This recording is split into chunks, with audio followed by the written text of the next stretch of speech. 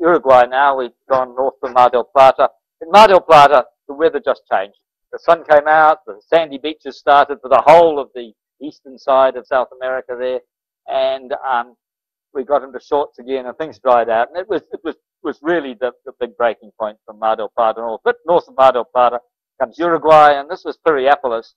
It was 1,000 miles north from the Beagle, and it's the only place, it's the nearest place for a travel lift, and this is where all the boats go from the charter boats and things down there. They always go up to Piriápolis to do their winter maintenance.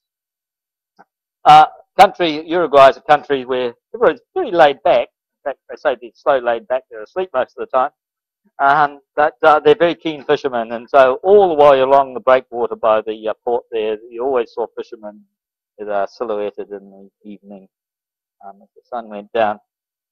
Further north, on to Brazil, which was a place that was on our list of places to go, and we didn't know much about it. We'd read how we were likely to be mugged and things, and we absolutely loved it. We spent nearly 5 months there, and it was absolutely a delight. Yeah, there are places you have to be careful of, and mansions with razor wire and a few things like that, but by and large, the people were lovely. And we had a lot of sandy beaches and islands, and this is in the area between Sao Paulo and Rio de Janeiro.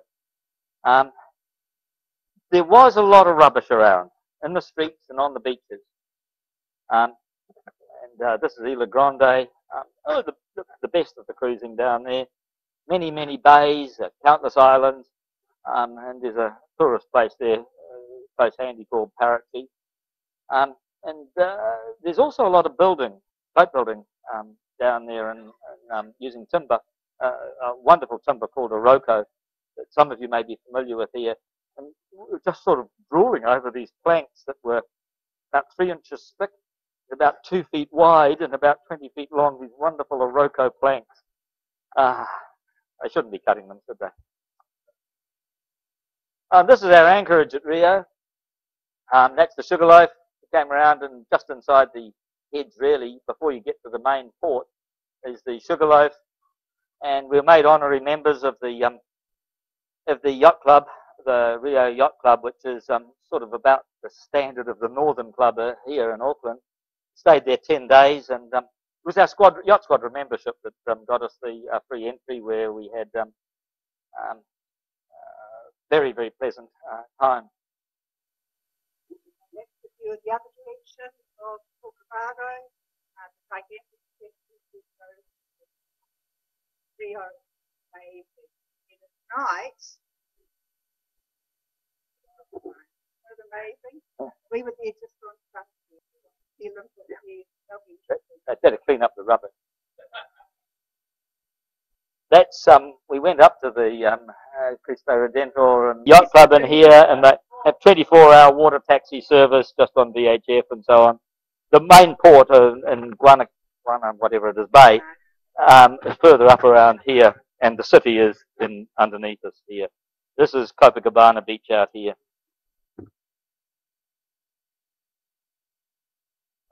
That's a nice picture of a sandy beach, as you can see.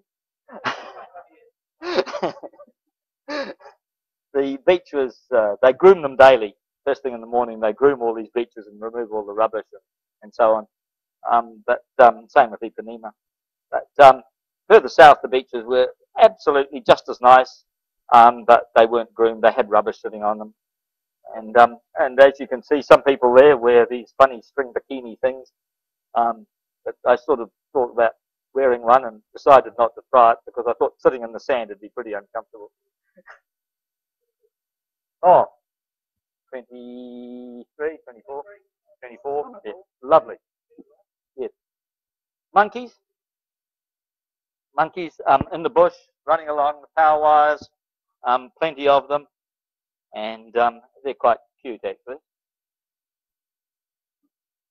Okay, north of Rio, on our way north, we visited the Abuelas Islands. They're offshore. They're breeding ground for humpbacks and a sanctuary. And we were taken ashore by rangers to visit the birds, tropic birds, boobies. They don't even move as you walk up to them. And of course, the humpback.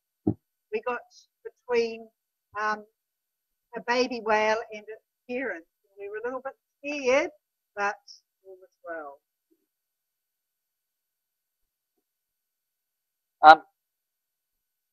The coastal ranges that was very like Coromandel further south around Rio, but as we went north, the land flattened out and a lot more sand dunes and that sort of thing, and rivers everywhere. And in the rivers, the dugout canoes, they're very common, mostly used, they're the most common transport. As you can imagine, some of them have outboards mounted on them there, and so anybody who leaves an outboard around can understand the subsistence level living that's there.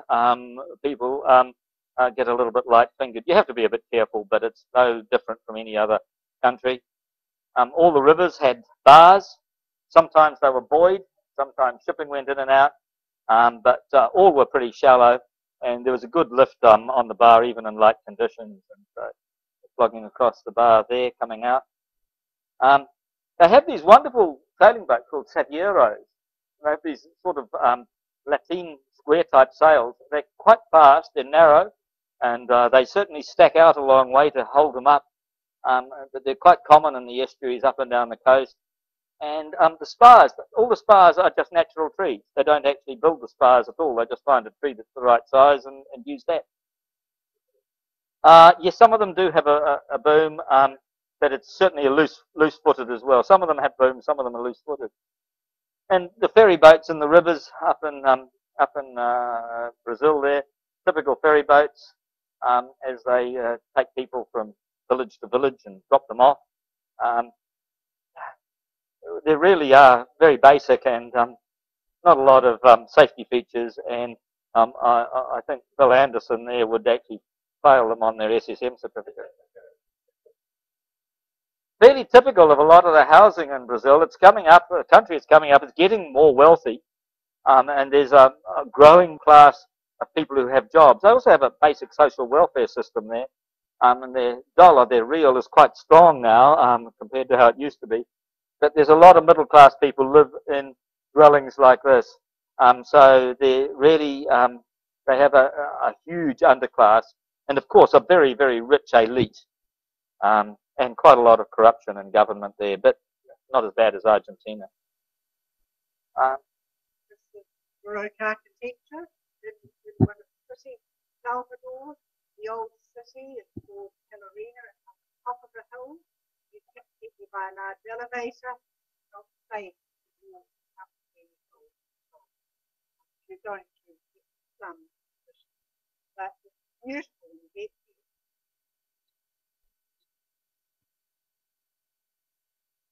And this is how we left Brazil near the northern corner of South America. We head along the northern coast.